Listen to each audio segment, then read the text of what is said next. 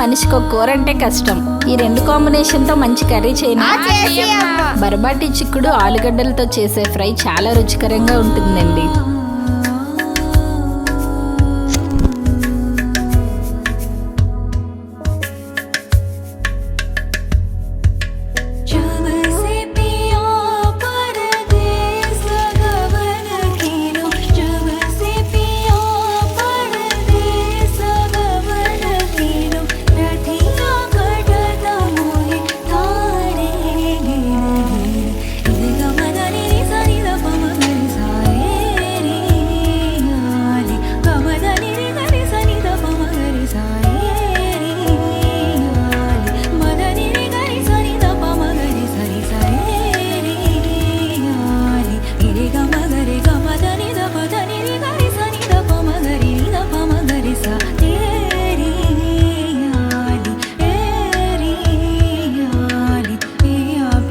దీనిని వేడివేడి అన్నంలో కలుపుకుని తింటే చాలా బాగుంటుందండి.